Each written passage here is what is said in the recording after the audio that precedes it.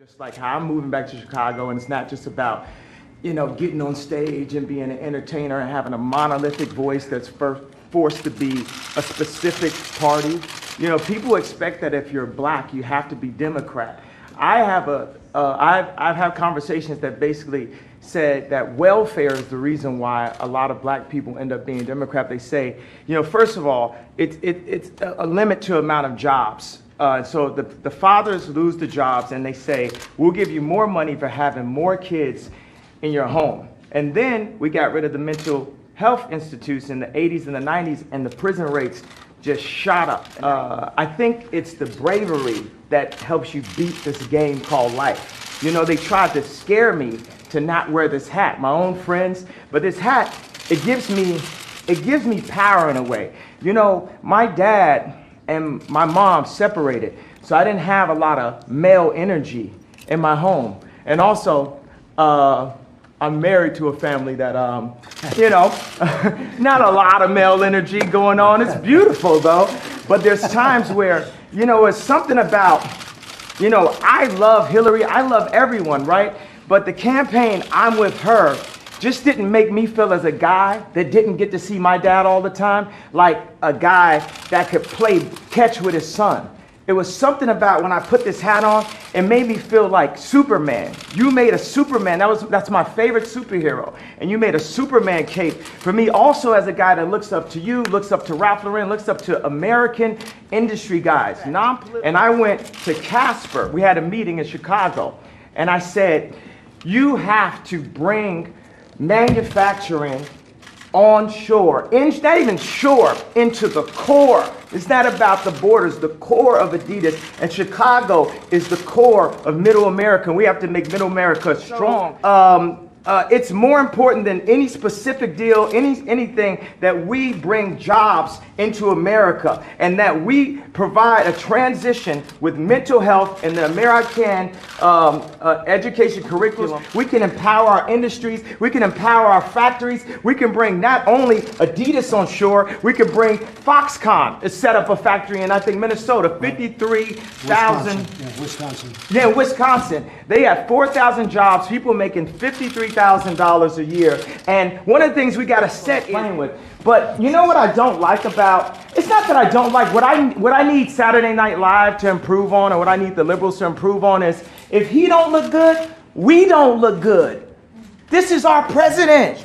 He has to be the freshest, the flyest planes, the best factories, and we have to make our core be empowered. We have to bring jobs into America because our best export is entertainment and ideas. But when we make everything in China and not in America, then we're cheating on our country. And we're putting people in positions to have to do illegal things to end up in the cheapest factory ever, the prison system. I'll tell you what, that was pretty impressive, folks. I hate to say this, Jim. Do you want to say something? What do you do after that? Very impressive. I've never seen Jim Brown impressed before. He was impressed. That's true. That statement is amazing, huh? I want to tell you, it's great to have you guys with us. And we're going to go in, we're going to have some lunch. Bring nobility to the police officers and make them, because police officers are just like us. But this is this whole hate building, right? And that's a major thing about racial tension. And we also, as black people, we have to take a responsibility for what we're doing. We kill each other more than police officers. One of the moves that I love that liberals tried to do, the liberal will try to control a black person through the concept of racism because they know that we are very proud, emotional people. So when I said I like Trump to like someone that's liberal, they'll say, oh, but he's racist. You think racism can control me? Oh, that don't stop me. That's an invisible wall.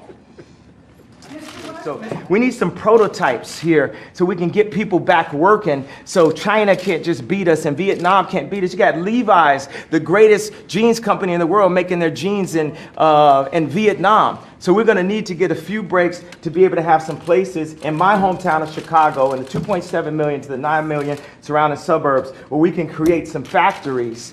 Now, I think it would be cool for them to be Trump factories because he's a master of industry. He's a builder. What about gun violence with all the debate about the Second Amendment going on?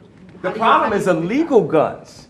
Illegal guns is the problem, not legal guns. we have the right to bear arms. I'm here. Mr. President, would you like him to speak at one of your rallies? He can speak for me anytime he wants. He's been a great guy. He's a smart cookie, smart. He gets it. These two guys, Jim Brown, he's been doing this for a long time. Is this a future presidential candidate? Could very well be. Only after. Could very well be. That's good. I'm glad to hear that. We have a good, and the thing is, let's stop worrying about the future. All we really have is today.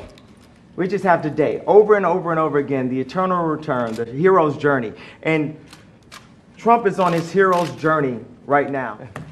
Let me ask you this question. You're in the Oval Office. Okay. How does it feel to be in the Oval Office? Oh, it is good energy in this. Isn't it good energy? It's good energy. It's a great place. Jim, how do you feel? I feel good. I truly feel good. I thank you, too. You're so respected. And what Kanye's doing has been incredible. All over the world they're talking about this. And I have to tell you, I had important meetings today with senators and with everything. Nobody cared. They wanted this meeting. This is the meeting. Is that right? I can say that to John. No, the others were good, right? But this is what they want. Only you would be here. Well, it's my honor, Jim. I want to tell you, I've been a fan of yours for a long time. Long time. And nobody like you. Nobody like you. No athlete like you. Well, you know why I'm here? I'm here to serve. Yeah, it's really nice. I'm not here to ask for anything. I'm here to And you contribute. know, that's always been the way Jim has been for a long time.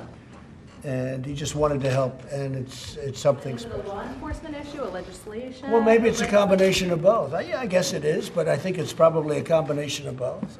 And it's also a respect issue. They respect this guy, they respect this guy. That's a big thing. Right now, they're not respecting, let's say, your mayor or let's say your leadership in Chicago, but certainly it shouldn't be happening. What's going on there should not be happening. Steve, go ahead.